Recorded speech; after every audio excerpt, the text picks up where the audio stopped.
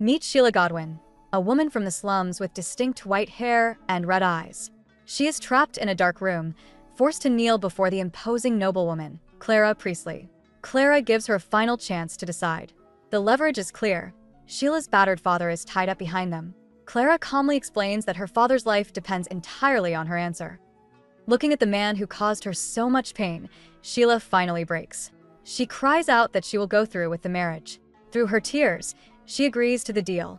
She will impersonate Clara, marry the infamous Duke Ralph Walcott, and become his fourth bride. A few days earlier, Sheila's life was an endless cycle of misery. Her father, a cruel and bitter man, reminded her that her only value was the price she could be sold for. He shoved her to the ground, demanding she go out and buy him more to drink. This was the monster she was desperate to escape.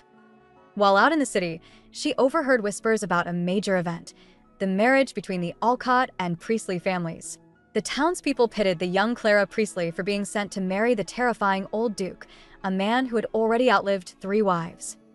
But speaking ill of nobles has consequences. Suddenly, Priestley guards stormed through the crowd. An imposing woman silenced the gossip by having the talkers forcefully removed. As the women were dragged away, the woman gave a chilling order to her men: continue the search for a girl with red hair and red eyes. This fateful search would soon change Sheila's life forever. The head guard gave her men a new order: find a girl with red eyes and bring her to the young lady, pretending it was a job offer. Hiding nearby, Sheila overheard them. She knew red eyes were a Priestley family trait, but never thought it would concern her. Later, she kneels before the real Clara, who taunts her, saying her father's pain could have been avoided if she'd complied sooner. Clara grabs Sheila's chin, sneering that her face is the only reason a slum girl gets this chance. While the red eyes are passable, the white hair is not. Clara yanks her hair back, ordering her guards to dye it red to complete the disguise. Sheila is then dragged away, her fate sealed.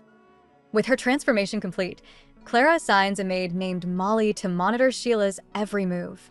She gives her a final, chilling warning: behave, stay vigilant, and never let anyone discover she is a fake. If she fails, her life will be forfeit. Now fully disguised, Sheila is briefed on the viper's nest she's about to enter. Clara explains that Duke Alcott is an old, lecherous man, but the true danger lies with his children. Of the many he's fathered, only 4 remain in the estate, all caught in a bitter fight for power. Clara stresses that the one to watch is Ulysses Alcott, the devilish second son. She describes him as a master manipulator with a terrifying mind. She warns Sheila to keep her distance, telling her that if Ulysses sets his sights on her, he will make her wish she was never born. Confident in her knowledge, Clara smirks, declaring that Sheila will now take her place and jump into that pit of fire. With that, she orders her new decoy to be sent away to the Alcott estate. As guards drag Sheila away, she desperately reminds Clara of her promise to ensure her father lives. But beneath her pleas, a darker thought takes shape. She doesn't want him saved out of love. She wants him to live until the day she can end his miserable life with her own hands. On the long carriage ride to the Alcott estate, her assigned spy, Molly, tries to assert authority. She reminds Sheila that she is just a commoner and must not betray the Priestley family. Playing the part of a timid girl, Sheila feigns obedience. Suddenly, the act drops. Sheila's demeanor turns cold as she asks if she needs permission for every little thing. Before Molly can react, Sheila grabs her arm with surprising strength. She declares that the woman who was afraid to go to the Alcott territory is gone. From this moment on, she is Clara Priestley, the young lady. Molly stares in shock, realizing the meek girl was a facade. Sheila smiles to herself, finally leaving the slums behind for good. The long journey through the freezing mountains is exhausting. She tells Molly not to waste her energy and lays out the new rules: treat her as the real Lady Clara and swear never to report back to her true master. When the maid defiantly refuses, Sheila calmly informs her that she has plenty of methods to ensure cooperation. With the power dynamic firmly established, Sheila turns her focus to a map. She studies the Alcott territory, the northernmost land in the kingdom. The narration paints a grim picture. The people there are known for their savagery and violence, making them extremely difficult to deal with. Sheila is heading straight into a viper's nest. As Sheila analyzed the map, she considered the man she was supposed to marry, Duke Ralph Alcott, a lecherous old man with a disturbing history. He'd already gone through 3 young and beautiful wives, all of whom met their end under mysterious circumstances. Those wives left behind numerous children, each one scheming and fighting for power within the family. Sheila realized the cruel Clara Priestley had been right. This northern territory was a pit of fire, just waiting for her to jump in. But she hadn't come all this way only to fail. She remembered being given a small vial of a potent liquid, a medicine so strong that one drop was enough to fell dozens of rats. A brilliant plan began to form. If she could find a way to serve the poison to the Duke on their wedding night, she could avoid a terrible fate and secure her future as a wealthy widow. To her, this sounded like a wonderful beginning. The coachman calls out to Miss Clara, announcing they've finally reached Blizzard City. Peeking through the curtains, Sheila gasps at the sight of the magnificent Alcott Castle.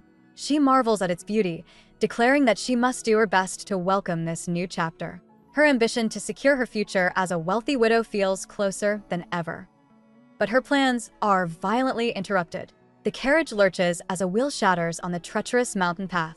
Before anyone can react, the entire vehicle veers off the road and plummets into the ravine below. When Sheila awakens, she's surrounded by splintered wood and biting cold.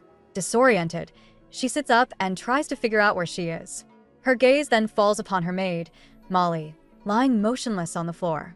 A dark stain spreads across the snow, a grim testament to the crash's severity. The spy who was meant to watch her every move would not be getting up again. Sheila's new life had begun, but not at all in the way she had planned. A sharp pain in her arm brings Sheila back to the freezing reality of the crash. After a quick check, she confirms the coachman has also perished, leaving her completely alone. She coolly assesses the situation. On the bright side, the spies meant to watch her were no longer a burden. But the downside was severe. She was stranded in a desolate ravine with an injured leg, and calling for help could trigger a snowslide. For a fleeting moment, she wonders if she should just sit and wait to die. However, her fierce will to live quickly stamps out that thought, declaring she will not give up. Her pragmatic gaze lands on the coachman's thick, fur-lined coat. With cold logic, she reasons that clothes are useless to the dead. This will be his final act of loyalty. She pulls the heavy garment from him, determined to survive, no matter the cost. Wrapped in the heavy coat, Sheila fought a losing battle against the brutal cold. Sleep was a tempting enemy, and she desperately repeated to herself that she must live, that she couldn't give in. Just as her vision began to blur and fade, a figure appeared through the snow, descending into the ravine. Barely conscious, she could only wonder if an angel had come for her. A man landed silently nearby. He approached and called out, his voice sharp and clear, telling her to wake up.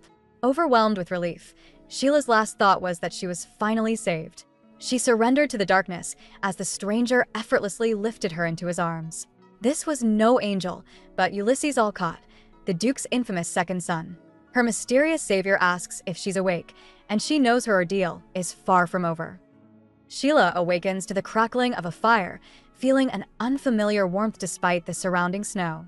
She's being held by a handsome stranger, and for a delirious moment, she believes she must have died and gone to heaven. The man's calm voice cuts through her confusion, stating that she's not dead, simply unconscious from the cold. His words shatter her illusion, and she realizes with a jolt of embarrassment that the intimate, dreamlike encounter was nothing more than a fever-induced fantasy. Composing herself, she offers her thanks for the rescue. He wastes no time, asking her name and where she's from. Playing her part, Sheila introduces herself as Clara Priestley from the South. Her rescuer connects the dots instantly, asking if she's the one set to marry Duke Alcott. She affirms his guess, her own question about his identity now hanging in the tense, cold air. The handsome rescuer reveals his identity. He is Ulysses Alcott, the Duke's second son. The name sends a jolt of pure dread through Sheila. A memory of the real Clara Priestley's warning flashes in her mind. Clara had been crystal clear. Ulysses was the most dangerous of the Alcott children, a man with a sharp mind who enjoys toying with people. She was ordered to avoid him at all costs. Sheila's blood runs cold. The man who just saved her is the one she was told would make her wish she was never born. A terrifying thought takes root. Was this a coincidence? Or did Ulysses himself arrange the carriage crash that nearly ended her life? His calm voice breaks her spiral of fear. Snapping back to the present, Sheila shoves her terror aside and forces a pleasant expression onto her face. Looking directly at the most dangerous man in the estate, she cheerfully confirms that he is Ulysses Alcott, masking her inner turmoil completely. Putting on a brave face, Sheila tells Ulysses how lucky she is to have met him, believing he can help her safely reach the city to marry Duke Alcott. Ulysses questions her directly, asking if she truly wants to marry his father. Committed to her role, Sheila insists that marrying the Duke is her sole purpose in life. But Ulysses sees right through the performance. He expresses his doubt before lifting her chin, forcing her to meet his gaze. With a chilling certainty, he calls her an imposter. Sheila's mind races in panic. Her cover is blown, but she has no idea what gave her away. Ulysses cuts through her confusion, telling her to drop the act. He makes it clear that he will never believe a word she says. Terrified, Sheila weakly asks what he plans to do with her. In response, he shoves her back, sending her tumbling into the cold snow. He coldly orders her to be gone by morning and to never return. Lying in the cold snow, Sheila looks up at the man who holds her fate in his hands, asking if he isn't going to end her life. Ulysses glances back with a chilling smirk, casually offering to grant that wish if she really wants it. He then turns his back, fully intending to abandon her in the unforgiving wilderness. As his figure retreats into the snowy darkness, a harsh reality sets in for Sheila. Her mission is a bust, and leaving now means a lonely, frozen demise. But survival is her strongest instinct. In a sudden burst of defiance, she scrambles to her feet and lunges forward, grabbing the edge of his cloak and forcing him to stop. He turns, a flicker of surprise crossing his cold features. Looking him straight in the eye, Sheila makes a bold declaration. She is not leaving. From this moment on, she will stay and live with him. A few days before the fateful carriage crash, inside the Grand Alcott estate, Ulysses jolts awake. He's drenched in a cold sweat, his heart pounding in his chest. Looking down at his hands, he's deeply confused. He distinctly remembers dying from a debilitating illness in his past, yet here he is, perfectly healthy. The man delivers a message directly from the Duke. A Miss Clara is on her way from Lion City, and Ulysses has been tasked with arranging her welcoming banquet. The name hits him like a physical blow. He hasn't cheated death. He has been reborn. He is 20 years old again, and the architect of his future ruin is about to walk through the front door. In his previous life, Ulysses Alcott played a long and difficult game. His mother, the Duke's second wife, was from a fallen noble house called Elkins. Her life was cut short right after giving birth to him, leaving the young boy without a protector. His father, Duke Alcott, quickly found a new wife and completely forgot about his son, forcing Ulysses to grow up like a shadow in the grand estate. But this neglect didn't break him. It sharpened him. Blessed with a keen mind and endless patience, Ulysses educated himself. He mastered sword fighting and martial arts, quietly carving out a place of power for himself in the city. He joined the secret war for succession, playing the deadly political game against his siblings, each one a rival for their father's throne. Before his untimely end, everything had been going exactly according to his plan. He was winning. In his past life, Ulysses remembers how his meticulously laid plans were completely shattered by one person, Clara Priestley. She was the wild card that destroyed his entire chessboard. When she first married into the family, she desperately tried to escape. But after failing time and again, something inside her shifted. Clara accepted her new reality and chose to join the ruthless family power struggle instead. With cunning and charm, she successfully influenced the old Duke, effectively becoming the city's hidden ruler. Ulysses saw her as just another rival for the family's power, and he eventually put a decisive end to her ambitions. But before her downfall, Clara landed a final, devastating blow. She afflicted him with a terrible, slow-acting poison. This mysterious illness plagued him for years, ultimately ending his life at the young age of 40. And now, the woman who orchestrated his ruin was coming back. With the painful memories of his past life fresh in his mind, Ulysses makes a silent, cold vow. This time, he will never let the woman known as Clara Priestley set foot in the city alive. But Sheila refuses to be dismissed. She grabs onto his cloak, defiantly declaring that she isn't leaving and wants to stay and live with him. Ulysses scoffs at the absurd suggestion. Thinking fast, Sheila launches into a desperate performance, claiming she's admired him from afar and only agreed to this marriage for a chance to be near him. Internally, she knows this flimsy honey trap is her only hope. Unimpressed, Ulysses clicks his tongue, asking if she's still not willing to admit she's an imposter. Sheila doubles down, demanding proof. He thinks to himself that she's a real handful, almost regretting not leaving her in the snow. With a smirk, he leans in, sarcastically asking if she really likes him that much. Ulysses calmly plays his trump card, asking if she'd still want to stay knowing he had someone prepare the snow cave in advance. Sheila freezes. So, it was him who saved her. Confused, she questions why he would rescue her only to treat her with such hostility. Was it because he couldn't stand to see her perish in the snow? Internally, Ulysses admits the truth. This woman isn't the Clara from his memories, and because of that, he couldn't bring himself to just kill her. He silently scolds himself. That one moment of compassion has brought him nothing but trouble. Deciding to push her, he smirks. Since she's so confident in her act, he presumes she's also prepared to offer him anything he wants. He leans in, lifting her chin with his fingers. With a dangerous glint in his eyes, he asks why he shouldn't start enjoying what she's offering right now. His words are a test, a threat designed to see just how far she's willing to go. Ulysses figured a small scare would be enough to make her back down. As he leaned in, Sheila froze. She had struggled to get by in the slums and had never been this close to a man before, let alone one with such a bad reputation. Yet, she couldn't deny he was handsome. Stealing her nerves, Sheila knew she had to survive here, no matter the cost. She began her performance, claiming she'd long admired him and would welcome his advances. However, she added a clever condition. If she arrived at the Alcott estate as anything less than a maiden, Duke Alcott would surely find out, which would cause serious trouble for Ulysses. But Ulysses wasn't fazed in the slightest. He simply replied that he wasn't afraid of trouble. Internally, he was amused by her act, wondering just how long she could keep playing tough. His cold response sent a chill down Sheila's spine. She couldn't believe it. She had given him a perfect way out, yet this man was still willing to make a move on his own father's future wife. Ulysses's cold response left Sheila stunned. Seeing her bluff had failed, he turned to abandon her in the snow. In a moment of panic, she lunged forward and grabbed his cloak, desperately telling him to wait. He glanced back, a cynical smirk playing on his lips as he asked if she was already regretting her bold proposition. Thinking fast, Sheila claimed it was simply too cold outside and suggested they find a warmer place to continue their discussion. Internally, Ulysses was annoyed. He'd known from her calloused hands that she wasn't the real Clara. His initial plan was to save the commoner and send her away, but her stubborn insistence on walking into the viper's nest had ruined that. Deciding he couldn't be bothered anymore, he told her not to follow him and started to leave. Unfazed, Sheila shouted back that she wasn't following him. They were simply both headed toward Blizzard City, so they might as well walk together.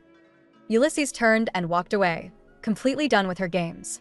Watching his back grow smaller, Sheila knew if he abandoned her in the snow, she was finished. In a last-ditch effort, she begged him not to leave and to take her to Blizzard City. When he ignored her, she threw away her pride and lunged, wrapping her arms tightly around his leg. Thoroughly annoyed, Ulysses demanded she let go. But Sheila refused, dramatically declaring that he was her only lifeline and she wouldn't release her grip even if it cost her everything. Her shameless persistence was something else entirely. Fed up with the girl who clung to him like gum on a shoe, Ulysses finally gave in. He agreed to take her back if she would just let go. But Sheila wasn't done yet. Looking up from the snow, she weakly told him she had no strength left to walk. Completely defeated, Ulysses grabbed her by the collar and began dragging her toward the city. With a firm grip on her collar, Ulysses drags Sheila through the biting snow. He breaks the silence, testing her to make sure she knows what to say once they arrive. Sheila confirms she has the cover story down perfectly.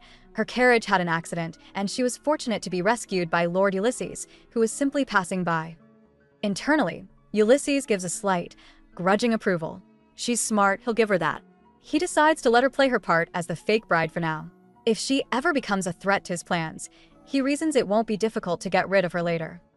They soon arrive at the imposing gates of the Alcott estate. Ulysses coolly orders a guard to inform his father that Miss Clara Priestley is here. Moments later, the grand doors swing open, spilling light into the snowy darkness. A formal voice booms, welcoming her as she finally steps into the lion's den. As Sheila stepped into the grand hall, she was met with the judging eyes of the Alcott children. The eldest daughter, Eunice, whispered a rude comment about Sheila's ragged appearance, questioning why a wealthy lady looked so disheveled. Her brother, Eugene, quickly scolded her for her lack of manners. At the head of the table sat their father, Duke Ralph Alcott. The rumors were true. He was an old, lecherous man. Ulysses formally addressed the Duke, and Sheila gathered her courage. With a deep curtsy, she introduced herself as Clara Priestley, paying her respects. The Duke's face flushed with a predatory eagerness. He called out her name and immediately demanded she come sit beside him, patting the seat with a familiar and unwelcome gesture. His gaze was unsettling, and his inappropriate advances made it clear that surviving this family would be even harder than she imagined. Across the room, his children watch with varied expressions. The eldest son, Eugene, feels a pang of pity for this young woman, thinking she must feel so helpless. His sister Eunice, however, is enjoying the show. She scoffs, openly wondering if Sheila will end up crying from fear, just like their last stepmother.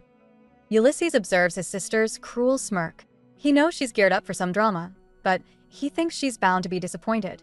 This fake Clara isn't the weakling Eunice expects. When he sees Sheila hesitate, Ulysses coolly tells her to stop spacing out and hurry up. Snapping out of it, Sheila composes herself instantly. She walks forward with a practiced, radiant smile and gives a perfect curtsy. With a sweet voice, she declares it an honor to be invited, completely hiding the terror she must be feeling. She's playing her part flawlessly. With a flawless curtsy, Sheila apologizes for her brief pause, claiming the palace's grandeur had simply left her stunned. Her excuse pleases the old Duke, who eagerly tells her to hurry over. But as he leans in for an unwelcome advance, Sheila masterfully dodges, causing him to stumble. The friendly atmosphere vanishes instantly. Eunice smirks, convinced that the imposter's act is already crumbling on day one. The Duke's expression turns cold. He slowly picks up a small fruit knife, his voice laced with menace as he asks if she was just disgusted by him. Even Ulysses watches, thinking he might have overestimated her ability to survive. But Sheila isn't cornered. She offers a sweet, apologetic smile and delivers a brilliant excuse. She explains she only pulled away because she got her period. With perfect composure, she states it's known to be bad luck for a man, and she was only thinking of his well-being. Sheila's excuse was a calculated risk, betting that the Duke's superstitious beliefs would delay their wedding. But the old man's face showed nothing but suspicion. She quickly adopted an innocent look, promising to serve him well once her monthly trouble had passed. This did little to persuade him. He grabbed her face, his voice dangerously low as he demanded to know if she was lying to him. Panicked, Sheila's eyes darted to Ulysses, who only smirked, clearly enjoying the show. Realizing she was utterly alone, her fear turned into cold defiance. She met the Duke's glare and boldly told him that if he truly wanted proof, she would give it to him. The room fell silent as she challenged him to take a look for himself, a move so audacious that his other children were left completely speechless, certain she had lost her mind. Ulysses can't help but crack a smile, impressed by her sheer nerve. The Duke, however, is completely grossed out. He waves her away, sputtering that he believes her and wants that unlucky stuff far away from him. With the Duke's advances thwarted, Sheila calmly excuses herself. As she walks away, she reveals her brilliant trick. She had used extra cloth from a previous leg injury to create the convincing evidence that just saved her skin. Having cleared that dangerous hurdle, Sheila decides she might as well enjoy the fancy meal. She sits down and starts eating, her composure astonishing everyone in the room. Ulysses watches, noting her resilience after such a tense showdown. The Duke, already distracted by another woman, calls out to his children. He commands them to come and toast their future stepmother, insisting they show proper manners. With a resigned, "Yes, father," Eugene and the others reluctantly obey, approaching their new and unpredictable family member. With the Duke's advances thwarted, Sheila must now face his children. The eldest daughter, Eunice, is the first to approach. With a smile that doesn't quite reach her eyes, she introduces herself and offers a toast, saying she looks forward to getting along. Sheila returns the hollow gesture, recognizing the start of a new rivalry. Next is Eugene, the eldest son, who offers a much warmer welcome. He kindly tells Sheila to seek him out if she needs help adjusting. His gentle nature is a stark contrast to his siblings, and Sheila mentally marks him as a potential ally. Finally, Ulysses approaches with a smirk. He raises his glass, sarcastically congratulating her on winning their father's favor. Sheila thanks him, but he leans in closer, his voice low. He repeats his congratulations, but this time for successfully becoming everyone's new enemy. His sharp words leave Sheila stunned, a clear reminder that surviving this treacherous family will be her greatest challenge yet. Confused by Ulysses' cryptic warning, Sheila demands to know what he meant by her becoming a thorn in the side for everyone. He simply replies that he meant it literally, leaving her to stew in the vague threat. Before she can argue, Duke Olcott's suspicious gaze falls upon them. The old man notes his son and his bride-to-be arrived simultaneously, demanding an explanation. Thinking on her feet, Sheila weaves a convincing story. She explains that her carriage got stuck in a snowdrift on the way, and by pure chance, Ulysses was patrolling the area and came to her rescue. Ulysses plays along perfectly, calmly confirming that as his father's future wife, he couldn't possibly leave her to die. The lecherous Duke finds the whole tale amusing, laughing it off as a classic hero saves the beauty scenario. Satisfied with their story, he dismisses them, quickly turning his attention back to his feast. With the initial family introductions complete, Duke Olcott's lecherous nature surfaces once again. He makes a vile declaration to the entire table, proclaiming that he eats first and that if anyone else wants some, they can have his leftovers. The crude metaphor is lost on no one. He's talking about Sheila as if she's the main course. Internally, Sheila seethes with disgust. This man isn't just a creep. He's openly offering his new wife to his sons. While she's horrified, Ulysses remains perfectly calm, assuring his father that he knows the rules. The chilling normalcy of the situation makes Sheila wonder if the Duke's previous wives suffered the same fate. Just as she questions if the whole family is depraved, another son approaches her. He shyly introduces himself as Enoch, the third son. Unlike his monstrous relatives, Enoch appears timid and gentle. As they exchange a brief greeting, Sheila can't help but notice how different he seems, a small flicker of decency in a house full of predators. Sheila's gaze drifts across the dinner table. She notes that the eldest son, Eugene, appears remarkably polite, a stark contrast to his family's reputation. This brief observation only sharpens her thoughts on Ulysses. She furiously recalls the Duke's vile proposition from earlier, how he'd offered her up like a piece of meat, and how Ulysses was the only son included in the disgusting deal. Half an hour passes. Finally, the gluttonous Duke stands, announcing he's retiring for the evening before being led away by his attendants. The moment he's gone, Ulysses also prepares to leave, showing no desire for pleasantries. He glances at Sheila, asking if she's finished with her meal. Still disturbed by his casual reaction to his father's depravity, Sheila knows she needs answers. She quickly excuses herself, claiming she's full and must write a letter home to confirm her safe arrival. In reality, her only goal is to follow Ulysses and confront him. As Ulysses walks away into the night, Sheila rushes after him, calling his name. He completely ignores her, not even slowing his pace. Frustrated, she raises her voice, insisting she needs to talk to him. He finally stops and coldly asks why he should bother listening to her. Seeing no other option, Sheila grabs his arm, her expression shifting from desperate to something far more cunning. She tells him that she likes him so much, she's prepared to cling to him obsessively if he won't hear her out. Then comes the real threat. With a chilling smile, Sheila warns him that if the Duke were to discover them together, she would gladly face the consequences and ensure he did too. She is threatening to drag him down with her. Ulysses is stunned by her audacity. He thinks about the 100 ways he could make her disappear, but a new idea forms. He could use this unpredictable woman. He agrees to talk, but only if she lets go. Instantly, Sheila releases his arm, her intense act vanishing into a cheerful smile. With the conversation forced, Ulysses doesn't waste time. He tells Sheila she's seen the truth. His father is a distasteful old man who treats his wives and children horribly. He coldly admits that he and his siblings are just waiting for the Duke to pass away so the succession battle can truly begin. Ulysses explains the brutal power dynamic. The eldest son, Eugene, is too sickly and weak to be a real contender, but every other heir is a shark. Into this chaos, Sheila has been thrown as the new Duchess, representing the priestly family's interests. Her arrival has created a common enemy, temporarily uniting the siblings against her. They are terrified she will use her influence over the Duke to seize power. Ulysses then lays out her bleak options. He asks what she thinks the heirs will do, try to win her over one by one, or team up to eliminate her as quickly as possible. The question hangs in the air, leaving Sheila to process the deadly game she's been forced to play. With the battle lines drawn, Sheila boldly asks Ulysses what his next move will be. Will he join his siblings to get rid of her, or will he form an alliance with her instead? Ulysses looks down on her, utterly unimpressed. He flatly rejects both ideas, stating he has no need to unite with his family, and he certainly won't be forming a partnership with a fake. To him, she has absolutely no value. As he turns to walk away, Sheila is left reeling. She now understands why Clara described him as such a terrible person. A chilling realization dawns on her. Just taking out the Duke won't be enough to survive in this treacherous family. She needs to pick an heir, make a solid alliance, and seize power together. Since Ulysses already holds her secret over her head, he's her only logical, albeit dangerous, choice. She calls out one last time, reminding him to think carefully. After all, this entire fake marriage was orchestrated by the real Lady Clara. As Ulysses walks away, Sheila makes her final pitch. She argues that to prevent being exposed, the real Clara will have to support her, which means Sheila can be a useful ally. Ulysses stops, a smug look on his face.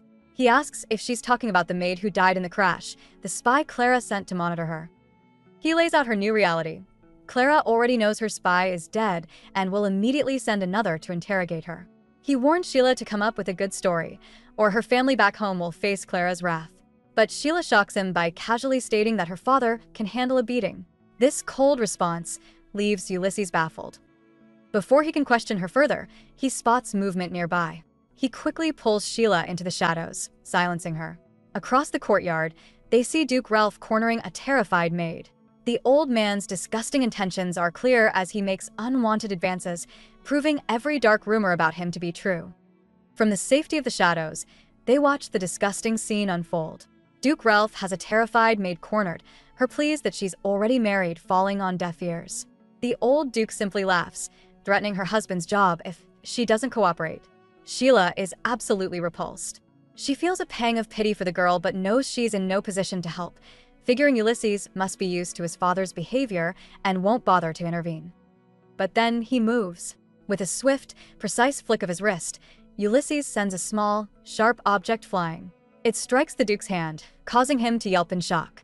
Spooked and his mood ruined, the Duke dismisses the maid, telling her to consider herself lucky. As the grateful girl scurries away, Sheila looks at Ulysses in disbelief. She never expected him to save the maid. It seems he still has a bit of a conscience. Her thoughts are cut short, however, as she realizes Ulysses still hasn't let her go. Sheila stood in stunned silence as the maid scurried away to safety. She couldn't believe Ulysses had actually intervened. Maybe he wasn't a complete monster after all. Her thoughts were cut short when she realized he was still holding her arm, his grip firm. As they walked, she decided to press her luck, calling him out on his unpredictable moods. Visibly annoyed, Ulysses warned her to stop following him. Sheila made one last desperate offer. If he agreed to cooperate, she would leave him alone for good. His answer was a blunt impossible. In an instant, his cold indifference turned into something far more dangerous. He spun around, and the next thing Sheila knew, the cold steel of his sword was pressed against her neck. He warned her that if she said another word, he would make sure she never spoke again. Then, just as quickly, he let her go and vanished into the darkness. Shaken, Sheila decided she was too exhausted for this. But as she turned to leave, a timid voice called out, stopping her in her tracks. It was the gentle third son, Enoch. Startled, Sheila turned to find the Duke's timid third son, Enoch, peering from a doorway. He quickly apologized for frightening her. Brushing off her recent encounter with Ulysses, Sheila calmly asked if he needed something. Enoch's expression was urgent. He warned her that his father had just returned to the banquet in a drunken rage and was searching for her everywhere. He advised her to hurry, suggesting things could get bad if she was late. Sheila's mind raced. The old lecher was probably looking for someone to take his earlier frustration out on, and she was the perfect target. Pulled from her dark thoughts by Enoch's concerned voice, she apologized for being distracted and agreed to go. They arrived at the banquet hall just as the Duke was bellowing for his new wife. Enoch calmly announced her arrival, and the old man turned. A nasty grin spread across his flushed face as he declared he had been looking all over for her. Putting on a brave face, Sheila sweetly asked the Duke if he needed her for something. The old man, clearly intoxicated, grabbed her arm and slurred that his beautiful new wife needed to help him back to his room. Sheila's blood ran cold. She desperately scanned the room, but none of the Duke's children lifted a finger to help her. Enoch looked worried, but Eunice simply watched with a smirk. Realizing she was on her own, Sheila knew she had to play along. Forcing a smile, she gently told the Duke he'd had too much and offered to help him rest. He grunted in agreement. As she led the stumbling man away, Eunice commented on how their new stepmother was keeping her cool. Eugene, however, wasn't so sure. wondering if her composure was a good thing or a very bad one. The two finally reached the Duke's private chambers, where he immediately collapsed onto the bed. Inside the Duke's chambers, the old man collapsed onto the bed, but he wasn't finished yet. He grabbed Sheila's hand, his flushed face uncomfortably close as he commented on her smooth skin. With her mind racing, Sheila put on a sweet smile and suggested they have one last drink to liven things up. The Duke eagerly agreed. As Sheila prepared the drink, her expression turned to ice. She wished she could just end him right there, but poisoning him on their first night would be far too suspicious. Instead, she mixed a powerful sleeping draught into his glass. Returning to his side, she presented it. The Duke happily downed the entire glass. He started to speak, his intentions clear, but his words slurred and trailed off into silence. The glass dropped from his hand, and he passed out completely. Standing over his unconscious body, Sheila felt a wave of relief. She calmly left the room, only to find a maid waiting outside. Realizing she was a spy, Sheila coolly stated the Duke was asleep and ordered the woman to guard the door. With the Duke unconscious, Sheila calmly faced the stunned maid. The servant couldn't believe the notoriously difficult man had fallen asleep. Playing the part of a tired bride, Sheila asked where her room was and dismissed the maid, ordering her to stand guard. Finally, alone in the quiet, moonlit hall, her thoughts turned to survival. How could she possibly form an alliance with someone as dangerous as Ulysses? And when would the other Alcott children make their first move against her? Suddenly, her heart hammered in her chest. A disorienting heat spread through her body, and she crumpled to the floor. This feeling was horribly familiar. She'd seen women in the slums who were given this kind of drug, completely losing their sense of self in public. Sheila knew she wouldn't be able to resist its effects. A wave of panic rose as she realized she needed an antidote and had to choose someone to use. In her desperation, only one person came to mind. With a strange heat spreading through her body, Sheila's mind raced. She knew her best choice for an ally was Ulysses. He was her only hope. Fighting to stay on her feet, she stumbled down the grand hallway, trying to remember the direction of his room. Suddenly, she collided with someone. The Duke's gentle third son, Enoch, caught her before she could fall, his expression full of concern. He asked if she was all right, thinking she was simply drunk. The drug, however, was making her vulnerable. His touch felt strangely intense, and she knew she had to get away. Sheila insisted she was fine, but Enoch wouldn't let go, offering to take her to a doctor. Her strength faded fast, and panic set in. Just then, a cold voice echoed from the end of the hall. It was Ulysses, watching them with an unreadable expression. He simply asked what they were doing up so late. Using the momentary distraction, Sheila yanked her arm free from Enoch's grasp and ran, leaving the kind-hearted boy calling after her in confusion. Ulysses's cold voice cuts through the hall, ordering Enoch to stop. He reminds his younger brother that Lady Clara is now their father's wife, and it's not his place to take care of her. A flustered Enoch apologizes, explaining he was just worried she was drunk, but he quickly backs down and leaves. Later, while trying to relax in his bath, Ulysses finds his mind consumed with thoughts of the imposter. He regrets not getting rid of her when he had the chance in the snow. Now that she's inside the estate walls, making a move against her is far more difficult and risky. As he splashes water on his face, trying to clear his head, the bathroom door suddenly bursts open. He looks up, completely stunned, to see Sheila standing there. She's breathing heavily, her face flushed from the drug coursing through her. With what little strength she has left, she looks him in the eyes and begs for his help, admitting she's been poisoned. Sheila stumbles forward, crashing directly into the Duke's second son. She lands right on Ulysses, who had been trying to relax in his private bath. Completely caught off guard, he demands to know what she's doing. But Sheila isn't in her right mind. The drug coursing through her system has made her delirious and weak.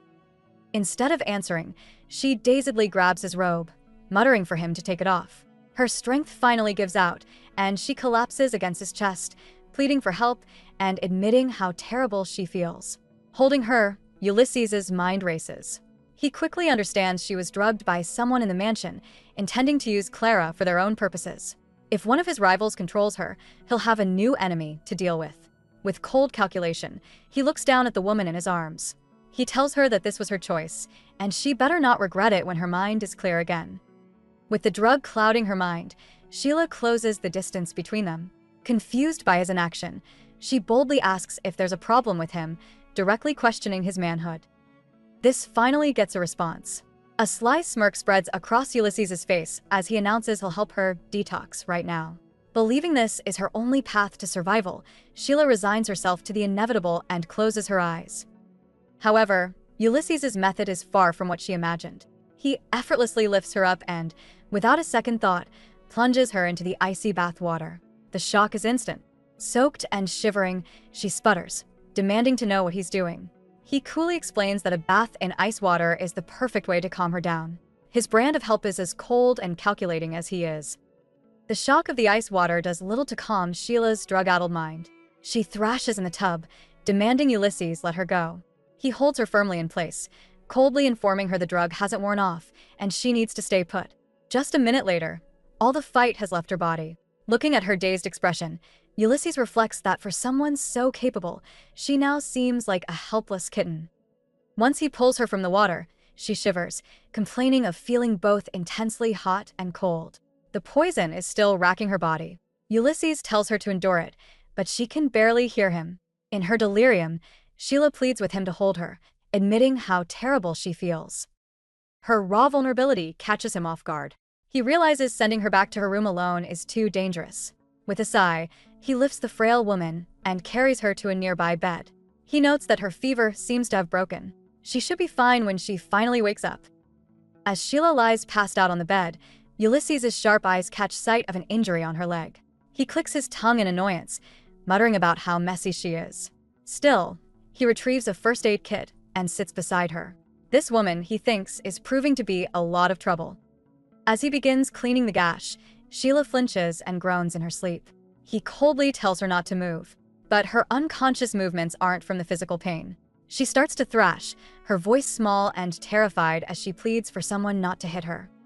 Clutching her dress, she curls into a ball, lost in a nightmare. She begs her father to stop, promising she'll do anything he wants. For the first time, Ulysses stops what he's doing. He looks down at the woman, getting a glimpse into a past that is far more brutal than he ever imagined. Ulysses pauses, the pieces of Sheila's past clicking into place. He hadn't expected that they shared the burden of a terrible father. As she thrashes in her sleep, he tries to soothe her, assuring her that her father isn't here. But Sheila is lost in a nightmare, reliving the terror of being a small child. She whimpers that he will always find her, even if she hides in the stables. The memory of a looming, menacing figure is so real, she can't escape it. Looking down at her, Ulysses feels an unfamiliar urge to protect. He leans in close, promising her unconscious mind that this time, he won't let her be found. He tells her to sleep peacefully. In her delirium, Sheila seems to understand. She clutches a shirt, her voice barely a whisper as she begs him not to go. Her raw desperation catches him completely off guard, freezing him in place. For the first time, she's not a pawn or a rival, but a terrified woman seeking safety. Ulysses tells her to let go, but in her delirium, Sheila refuses, begging him not to leave. Her desperate pleas soon change, and she begins calling for her mother, asking not to be left behind. The word triggers a memory for Ulysses, a painful image of himself as a young boy, abandoned in the rain and calling for his mother. Seeing a piece of his own past in her, he lets out a quiet sigh. It looks like he won't be getting any sleep tonight. The next morning, Sheila awakens with a big yawn, feeling surprisingly refreshed. That feeling of peace shatters when she turns her head and sees Ulysses sleeping in the bed next to her. Hazy, feverish memories from the night before flood her mind, revealing she acted strangely, trying to provoke him and get some kind of reaction. She even questioned his manhood brazenly when he remained completely stoic. The confusing flashback leaves her frozen in shock and embarrassment. As she processes the shock, she notices a fresh bandage on her leg. Ulysses tended to her wound. This simple act of care clashes with the monstrous image Clara had painted. She starts to wonder if Clara's warnings were just rumors. For the first time, she feels a genuine curiosity about the man next to her. Just then, his eyes open, and he asks if she's sober yet. Trying to regain control, Sheila leans in, claiming she is. But Ulysses isn't fooled. He tells her to stop pretending, making it clear he knows she's only looking for an ally, before suddenly grabbing her, pulling her close, and laying out his terms. If she can survive until the official wedding, he might consider cooperating with her. The challenge has been issued. To seal their tense new agreement, Sheila playfully asks if he's serious, holding out her pinky for a promise. Ulysses is not in the mood for games. He tells her to hurry up and leave his room before she's discovered. With an annoyed sigh, he gets up and departs, leaving her alone. Later, while taking a walk in the snowy pre-dawn garden, she's surprised by Enoch, the gentle third son. He questions why she's awake before sunrise. Sheila gives a simple excuse about not being able to sleep, but her mind is on high alert. After being poisoned, everyone in this house is a suspect. Enoch explains that he walks his dog, Gray, every morning. His story sounds innocent enough, and Sheila compliments the cute animal to keep up appearances. She thinks his answer is flawless, perhaps too flawless. Just as the conversation feels normal, Enoch's expression turns serious. He tells her there is something important he needs to remind her of, his sudden change in tone catching her completely off guard. Enoch's important reminder is a pointed warning. He gestures to a nearby room, explaining it belongs to his second brother, Ulysses. He advises Sheila to avoid the area during her walks, claiming Ulysses gets incredibly angry if woken up. Sheila questions this, asking if his brother has a bad temper. Enoch quickly backtracks, insisting he only wants to help her avoid unnecessary conflict. After he walks away, Sheila sees the move for what it is, a blatant attempt to turn her against Ulysses. The Alcott sibling schemes are already in full motion. On her way back, a maid named Irene confronts her, demanding to know where she was last night. Sheila lies smoothly, stating she was in the Duke's room caring for him. But Irene doesn't buy it. She reveals she checked the Duke's room in the middle of the night, and Sheila was nowhere to be found. Caught in her lie, Sheila's demure facade drops. She glares at the maid, wondering who sent this new spy, and icily asks if she is questioning her words. Irene the maid continues her interrogation, claiming she only wants to know Sheila's whereabouts for her own safety. Unimpressed, Sheila challenges her, asking what she'll do if she refuses to answer. The maid's professional mask slips, hinting at consequences, which pushes Sheila to the edge. She can't believe the nerve of the servant. Just as the confrontation is about to escalate, they are interrupted. The eldest son, Eugene, appears in his wheelchair, accompanied by his sister, Eunice. He immediately comes to Sheila's defense, sharply reprimanding the maid. He reminds Irene that Sheila is an honored guest and the future mistress of the estate, so she has no right to speak to her that way. Caught off guard, Irene quickly changes her tune, claiming she was just worried. But Eugene shuts her down, pointing out that Sheila is standing right there, completely unharmed. The maid apologizes and retreats. Though he stopped the questioning, Sheila knows the damage is done. Irene now has proof she was out all night, and that information is a dangerous weapon in the wrong hands. With the maid cornered, Eugene smoothly provides an alibi. He announces that he temporarily invited Sheila out the previous night to discuss some matters. He coolly explains that this must have been when Irene checked the Duke's room, adding that there's no need to make a fuss. His authority is clear, and Irene immediately deflates. She offers Sheila a rushed apology for her rashness. Accepting the apology with a cold stare, Sheila warns her that she hopes there won't be a next time. After the maid scurries away, Sheila is left to process what just happened. She can't believe Eugene not only defended her, but outright lied to cover for her. They have no relationship, so his actions are suspicious. Why would the eldest son help the new stepmother he barely knows? Pushing her confusion aside, she approaches his wheelchair and quietly thanks him for his help. He simply replies that she is welcome, his expression unreadable. Alone, she tries to piece together who drugged her. She mentally lists the suspects: Enoch, the timid brother who spoke ill of Ulysses; Eugene, whose kindness feels suspicious; and Eunice, who clearly wants her to fail. Ironically, Ulysses seems the least likely culprit. His approach is direct and brutal, not subtle like poison. A sudden knock at the door shatters her thoughts. When she asks who is there, a chilling voice replies from the other side, identifying himself as her future husband. Sheila is horrified. The lecherous Duke Alcott is outside her room, and she has no idea how he got past the lock. Duke Alcott stands in her room, having somehow bypassed the lock. Trying to remain composed, Sheila asks if something urgent has brought him over so early. The Duke puts on a kind face, explaining that a maid told him how she had looked after him all night. He praises her hard work and presents her with a stunning jewel necklace as a reward. Sheila accepts the gift, but her relief is short-lived. The Duke's friendly mask drops, and he suggests that the best way to thank him would be more personal. Before she can react, he lunges forward and grabs her. Panicked, Sheila begs him to wait, but he coldly asks if she's unwilling to please her husband. Thinking fast, she plays her final card, his superstition. She quickly claims that it's a specific time for a woman, and touching her now would bring him terrible misfortune. The Duke pauses for a second, considering her words. But then, a lecherous grin spreads across his face as he declares that he doesn't care about bad luck. Sheila is trapped. With her last defense shattered, Sheila is completely at the Duke's mercy. He overpowers her easily, his cruel words making it clear that her resistance is futile. Pushed to the absolute limit, she decides that if this is how it ends, she'll take him down with her and find a way to escape.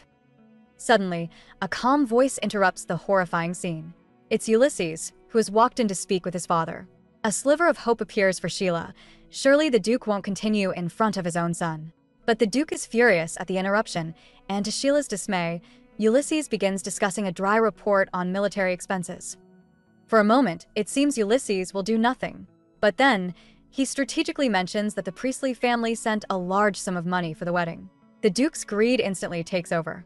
He releases Sheila, his full attention now on Ulysses, demanding to know how much money they sent. With a simple business tactic, Ulysses had saved her. The Duke's greed wins out over his desires. Convinced he can deal with Sheila later, he leaves to discuss the wedding funds, telling her to rest well. Once he's gone, Sheila wastes no time confronting her rescuer. She asks Ulysses directly if he brought up the money on purpose to get his father off her back. Unfazed, Ulysses claims it was a lucky coincidence.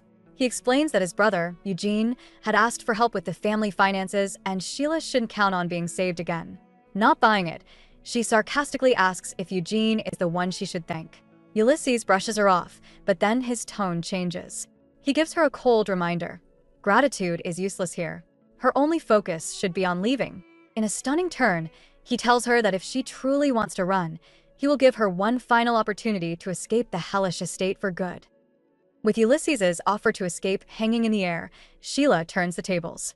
She boldly asks if he's always this lenient with women, giving out second chances. His expression hardens, and he coldly revokes the offer entirely. But Sheila isn't fazed. She wasn't asking for an escape route. She was asking for a partnership. With unwavering confidence, she promises to become a qualified ally. Ulysses brushes off her pledge, directing her attention to a more immediate problem. A new maid sent by Clara Priestley. A stern-faced woman named Hannah enters, immediately trying to establish dominance. She scolds Sheila, telling the lowborn imposter to remember her place and not speak Clara's name. Sheila simply smiles, her eyes glinting. She asks who the last person was to speak to her with such disrespect. Before Hannah can react, Sheila provides the chilling answer herself. It was Molly, who met a tragic end out in the snow. Hannah's face twists in shock as she directly accuses Sheila of causing Molly's demise. Trying to regain the upper hand, she warns the imposter that Lady Clara will consider any harm to her a betrayal and will not let it slide. But Sheila is completely unfazed. She calmly informs Hannah that her fate rests entirely in her own hands. Picking up a dazzling, expensive necklace, Sheila makes a counteroffer. She doesn't know what Clara promised for Hannah's loyalty, but if the maid chooses to serve her instead, the priceless jewel is hers. Though Hannah tries to declare her unwavering loyalty to Clara, Sheila simply tosses the necklace to her as a greeting gift. She presents a clear choice: work with her for even greater rewards, or side with Clara. Regardless, Sheila explains coolly, she'll be sending her own reports to the real Priestley, making Hannah's role as a spy utterly pointless. Seeing no other option, the new maid clutches the necklace and bows her head in submission. The next morning, Sheila joins the family for a lavish breakfast, silently marveling at the noble's incredible wealth. For a moment, she allows herself to enjoy the peace of a truly wonderful morning. But the calm is broken when Ulysses calls out her name. He subtly points to the corner of his own mouth, a silent message that she has a bit of cream on her face. Sheila meets his gaze, wondering if he's been watching her this whole time. Instead of showing embarrassment, she smiles gracefully and thanks him for the reminder. Her complete lack of shame catches Ulysses off guard. He's stunned by her audacity, thinking she must be crazy. The other siblings watch the exchange with keen interest. Eunice notes that it's rare to see Ulysses at a loss for words, while Eugene agrees that their new stepmother is proving to be quite interesting. Enoch naively comments that Lady Clara and his second brother seem to have an exceptionally good relationship. Hearing this, Ulysses' expression darkens, a silent scowl directed at his oblivious younger brother. With a serene smile, Sheila internally rejects Enoch's innocent observation. She and Ulysses were not close in the slightest. Deciding the meal is over, she stands and announces she must prepare for a wedding dress fitting, leaving the siblings at the table. Ulysses watches her go, completely baffled. The woman is set to marry his fearsome father in 2 days, a fate that drove others to ruin, yet she eats with a hearty appetite. He can't decide if she's completely unaware of the danger or just has unshakable nerves of steel. As Sheila walks away, she fumes over Ulysses's annoying attitude. But before she can get far, Enoch hurries to catch up. He explains his tragic background. His mother was a commoner who died at his birth, making him the least favored child who lives in constant fear. Noticing a hint of compassion in Sheila's eyes, Enoch seizes the moment. He grabs her hand, desperately pleading for just a little bit of care and affection once she officially becomes his new stepmother. Enoch's plea for affection hangs in the air. Playing her part, Sheila offers a warm smile and assures him that once she becomes the new duchess, she intends to take care of every child in the estate. Her kind words are exactly what the lonely young man needed to hear, and he declares his belief in her goodness. Sensing the conversation is over, Sheila tries to excuse herself for the dress fitting. But Enoch stops her, insisting there's one last, very important thing he must tell her. He pulls her away to a more private corner of the hallway.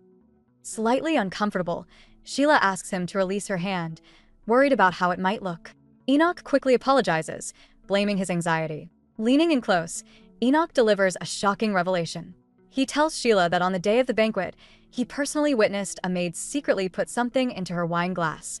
That maid, he whispers, is loyal to Eugene, the polite eldest son. The news stops Sheila cold. Could Eugene's kindness just be an elaborate act? Her mind races with possibilities. Perhaps Eugene is a master manipulator, or maybe Enoch is the one lying to turn her against his brother. Unable to trust anyone in this nest of vipers, Sheila maintains her composure. She thanks Enoch for the warning, promising to be on guard. Internally, she resolves to play along for now, watching both brothers carefully to see who exposes themselves first. Later, while being fitted for her wedding dress, one of the maids quietly admires her new lady's strength. Noticing Sheila's pale expression, the maid asks if something is troubling her. During the dress fitting, the maid notices Sheila's troubled expression and kindly offers to help share her burden. Seeing an opportunity, Sheila decides to test the maid's loyalty. She leans in close, entrusting her with a secret mission: to keep a close eye on the eldest son, Eugene, and report any unusual behavior directly to her. The maid readily accepts. Just as the plan is set, a new threat emerges. Duke Olcott, already drinking, wanders down the hall and becomes irritated that the door to Sheila's room is closed. When a servant explains that his fiancée is inside, an unsettling smile spreads across the Duke's face. He declares that he must go in and help her personally. His voice suddenly rings out from behind the door, making Sheila freeze in terror. Realizing she's trapped with no one to save her, she panics and orders her maid to block the door while she escapes through the window. But it's too late. The door is forced open with overwhelming strength, cutting off her only exit and leaving her cornered by the lecherous Duke. As the Duke burst in, Sheila made a desperate run for it. Her maid was knocked to the ground in the chaos, left to face the Duke's anger alone. He demanded to know where Clara had gone, but the terrified woman insisted she didn't know. The Duke simply laughed, finding his fiancée's escape amusing. He announced that if she wanted to play hide-and-seek, he would happily find her. His chilling voice echoed through the mansion as he began his hunt. Sheila, clad in her wedding dress, frantically searched for a hiding spot. She ducked into a dark, dusty study, hoping the abandoned room would offer some safety. But it was no use. The Duke's figure appeared in the doorway, a triumphant grin on his face. Just as her last bit of hope vanished, an arm wrapped around her from behind. A hand swiftly covered her mouth, stifling her cry and pulling her back into the darkness. She wasn't alone. Pulled back into the shadows, a hand covers Sheila's mouth. A quiet voice tells her not to be afraid. Her rescuer is none other than Ulysses. Catching her breath, Sheila questions why he's in this abandoned study. He claims he was searching for documents, but she finds his explanation suspicious. Why would he need to be so secretive in his own home? With a somber look, Ulysses admits he was looking for files related to his mother's death. The unexpected confession catches Sheila off guard, and she quickly apologizes for prying. He dismisses her apology, but their tense moment is cut short.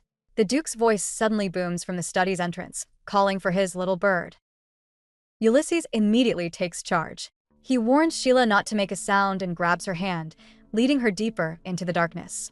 They slip away just as Duke Olcott steps into the room, his hunt for his new bride continuing. Hiding in the darkness, Sheila is pressed uncomfortably close to Ulysses. She realizes this dangerous situation is also a perfect opportunity to bait him and secure his cooperation. After all, if they were tied together, he'd have no choice but to help her survive. Deciding to go all in, she asks him a pointed question. Since he's 20 years old, she wonders if he has any experience in the romance department. Taken aback, Sheila pushes further, asking if he really means not even once. Having regained control of the situation, Ulysses turns to leave. He reminds her that the wedding to his father is tomorrow and gives her a final, cryptic order not to let him down. The use of her real name, Sheila, hangs in the air. As he departs, she wonders if this bizarre encounter means their alliance is finally sealed. The next day arrives, and Sheila walks down the aisle as Clara Priestley in a beautiful wedding gown. The Olcott siblings observe from the crowd.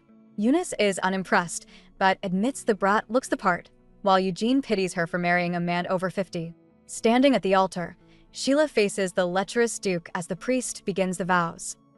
At the altar, Sheila and the Duke exchange their vows, officially sealing the marriage as Ulysses watches silently from his seat. During the ring exchange, Sheila finds a small measure of satisfaction. She considers the expensive gold ring on her finger to be decent compensation for enduring the nauseating performance.